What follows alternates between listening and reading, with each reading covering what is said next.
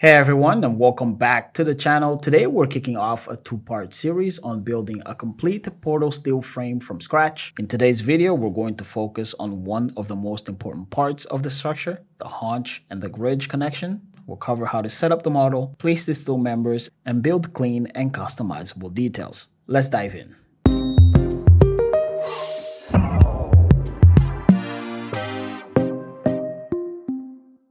So in this video, we are kicking off a multi-part series on how to create a portal frame with DECAsteel. More importantly, how to build custom connection details. So in this video, I'll create the mainframe haunch connection, followed by we'll create a ridge connection. So let's get started. All right, so first let's set up our project. We'll go to extension.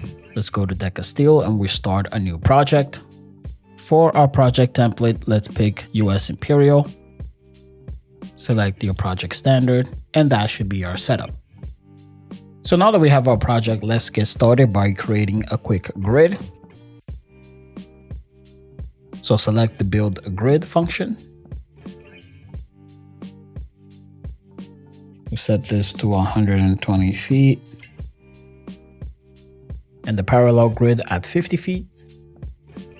Escape once to deactivate, but maintain the grid function. And the next set of grids to intersect will be at 65 feet, spaced at 20 feet, and we'll times that by 5. And this is going to be our grid. So now let's start with our main frame by placing two columns. We're going to go to the column tab and we're going to select W18 by 55. As you can see, we get a nice little preview before we place our column, but let's rotate this 90 degrees. Make sure material is set to default and the tag is set to column. Also check your tag settings and make sure color by tag is activated and untagged is your current layer. So let's click on the build column tool. Let's set the length a bit higher to 20 feet. Then we're going to place one column here and the other one on this end. So next we're going to select our beam. So going to the beam column, we're going to choose a W1650. Leave the placement point at top middle and make sure path line snapping is enabled. Select build. We're going to pick this midpoint, hold shift, and we'll go all the way to the other midpoint. So now we have our column and beam. So next we need to split this beam in half so we can work on one half of the structure and then mirror to the other side. And to do this, we're going to use the extend tool. Now this is usually used to extend structural members, as you can see here. But if you press Ctrl, you're going to toggle the split mode. So now all you have to do is look for that midpoint and click to make that cut. So because we're only going to work on half of the structure, we're going to select this other half and delete. Now we can start to work on the connection details. So now the next step is to elevate this side of the beam a couple of feet vertically. And in order to do this, we're going to use another key feature of the extend tool. So we're going to select extend tool. I'm going to click at the end, and this time we're going to hit Alt to toggle free move. So now we're able to move that beam in whatever axis we want. So we're going to stay on the blue axis and move this up. We're going to move this up 4 feet. So this is pretty much the base of our structure, which we're going to mirror to the other side. So now we can start to focus on this connection. So in order for this detail to really work, we're going to have to modify a few things on the beam as well as on the column. Make sure you also have Profile Builder 4. We're going to use a couple of these tools. The link will be in the description in case you haven't downloaded. So the first thing we need to do here is create a plate to connect the beam and the column. But another problem that you see is that the beam is slightly on an angle. So it's not necessarily on the blue axis. So in order for this to work, we'll have to create the plate inside of the beam component. So we're going to double click here. We're going to the plate tab. And let's set the thickness to 3/4 of an inch. So let's activate the build plate and we're going to hold shift to lock on to the face of that column. Set our first click and we'll go down to 24 inches. And then we'll go to the other side to create our plate. For now, we're going to ignore this message. So here we have a plate, and if we come out of this group, we should have something like that. So in order for this to look proper, we need to trim this beam to the face of this plate, and we're going to use the Profile Builder Trim to Face tool. This is a very useful tool that allows you to trim a profile member to another face in your model. So we have our beam selected. Going to activate Trim to Face. Going to select our face first, select our beam, and not only did we trim it to that face, but it's perfectly aligned in the blue axis, which is exactly what you want to see. If you look closely, you'll notice that the beam, column, and plate are misaligned. So what we're going to do is we're going to go into this plate, and this is perfectly fine to do. So I'm going to push pull to align it to the beam, and I'm actually going to extend this 1 inch over. And to align our beam, we're simply going to use the extend tool this time, and we'll bring it up to the plate. So we should have something like this. So the next step is going to be to add holes to our plate. I'm going to add a temporary center line here. I'm going to use a tape measuring tool to activate guide, and we're going to add 2 lines to the left and right, 2 inches apart. Let's move over to the top of our beam, and from here we're going to add another reference line on the blue axis 3 inches down. And then I'll copy this down 3 inches again, and we'll multiply that by 3. So they are equally spaced here. And now we move over to the bottom. We'll add 1 reference line 2 inches from the bottom, and then another 3 inches. So now that we have our guides, we can start to add the holes.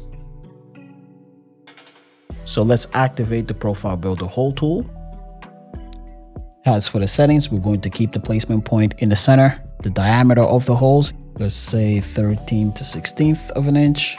For the number of segments, again, this defines the quality of the circle. So let's just keep this at 24. We're going to uncheck full depth, but we're going to set this to 3 inches. That's 1.5, so 3 inches is more than ideal. So now from here, we're going to select the beam and the column. Click here to add the holes. And now we can start to add at every intersection of our guideline. And just to confirm, you can see that it went right through our column, and that's looking about right. So very useful feature from Profile Builder. Next, we're going to have to create a stiffener plate. First, you want to get rid of your reference lines. You can delete one by one, or you can come into edit, delete guides, purge all of them all together. Next, we're going to activate hidden geometry so we can see a couple of our edges, and then we'll go inside our beam. Now this stiffener plate is going to be right around here, so I'm going to activate build plate again, and I'm going to press Alt to toggle between polygon mode and rectangle mode. So you want to stay in polygon mode. I'm going to hit the left arrow key to lock that on the green axis, and we're going to click. And now we can follow the next couple of references to create our plate. So I'm going to click a couple of reference lines. And to close, we just go back to the very beginning. And we get this. And the last step is to make sure it's aligned with the other plate. Next, we're going to create a haunch plate, which will go at the very bottom here to provide support from the beam to this plate. So let's deactivate hidden geometry. We'll go inside our beam, and we're going to activate the plate. Now, first thing we want to do is lock on that red axis at the midpoint of this plate. So we'll use the arrow keys to lock onto that red axis, as you can see. I'm also going to press Alt so that I am in polygon mode. And we'll make our first click. And here you want to press Control so the placement is in the center. And now we can click the couple of references. So first will be here. Then we'll move on the green axis by 24 inches. We'll come back to the beginning to confirm our plate. Just like that. So now that we have our haunch plate, we'll add another one down here. But before that, we're going to copy this to the other side. So we'll go into our beam, select our plate, activate the flip tool, we're going to press Ctrl to toggle copy mode, select the midpoint with the mirror reference, and we're going to flip that to the other side. Now we should have something like this. So now we're going to add our final plate. I'm going to change the thickness to 1/2 inch. Click on build. Now this time we want to be in rectangle mode. So we're going to press Alt to be in rectangle mode. And we also want to lock on to this face. So I'm going to hold Shift, move over to the corner, and make our first click. As you can see right now, the placement point is in the center. So I'm going to press Ctrl to switch the placement point to the side. So now we can click our second point and extrude it all the way to this point. So by the end, you should have something like this. Now, obviously, there's always a couple of adjustments we can make. For example, we're going to bring this plate a little bit further, but maybe 1.5 inches. So we can extend this a little further, and little gaps like this can be filled up with weld. Similarly on this end. And now we can come into our beam and take these plates a little further down so it aligns with this one. By the end, you should have something like this. And to finish things off, we actually do have one more plate, which is right here. This is going to be the ridge connection. So we're going to keep the plate at 3/4 inch. Activate build. And we're going to lock this on the red axis. We're going to click to create our plate. We're actually going to move this plate to this corner, as that is the actual midpoint of the beam. And if you're familiar with the workflow already, we're going to use the trim to face. And we get something like this. And now we can just extend our plate a little bit on either end. This is going to be 1 inch. And here, maybe we'll do 3 inches. So we'll end up with something like that. So similarly, we need to add the holes.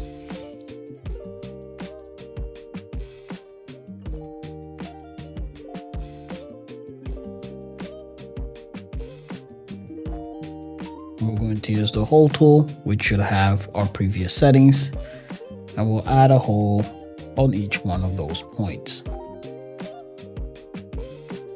So you should end up with something like this. So now that we have half of our structure pretty much built, we just need to copy it to the other side. We're going to select everything, activate flip, press Ctrl. We'll bring that to the midpoint, and we should end up with something like this. So it looks like everything came in the way it should.